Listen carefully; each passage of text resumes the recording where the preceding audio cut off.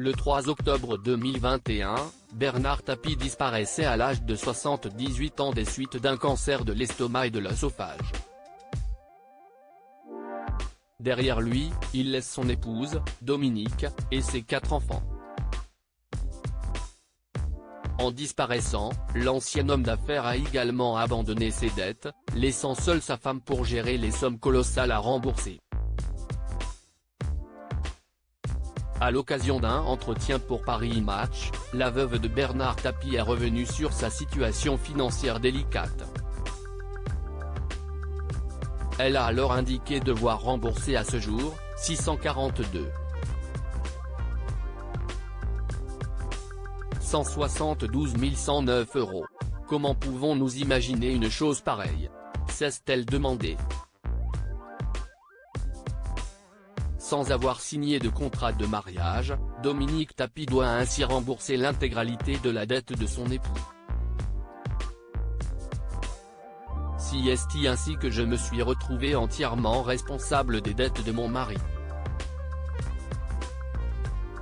Quand on a gagné l'arbitrage en 2013, je lui ai dit que, après ces années de galère, il faudrait qu'on fasse un contrat de séparation de biens, car j'avais moi aussi été mis en liquidation.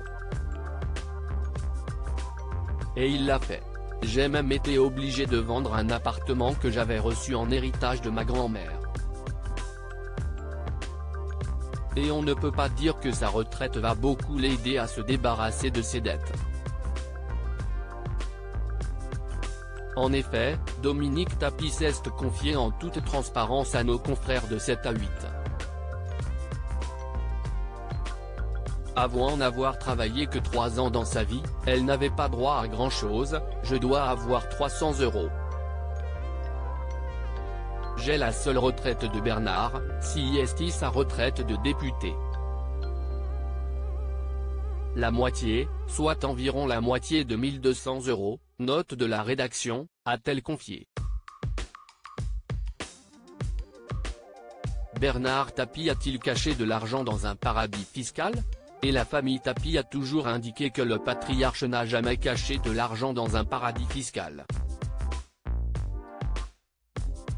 Beaucoup d'ailleurs restent persuadés qu'il a planqué de l'argent dans un paradis fiscal. Je vais les décevoir, il n'a rien planqué du tout.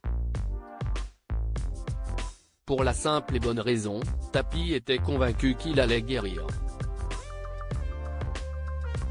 Tapie n'était pas dans la transmission, il n'était pas un bâtisseur d'empire comme l'ont été Marcel Dassault ou Marcel Boussac. C'est paradoxal d'être héritier et de n'hériter de rien. Je n'ai jamais été attaché aux biens matériels, je ne suis pas intéressé et ça vaut mieux, confiait Stéphane Tapie.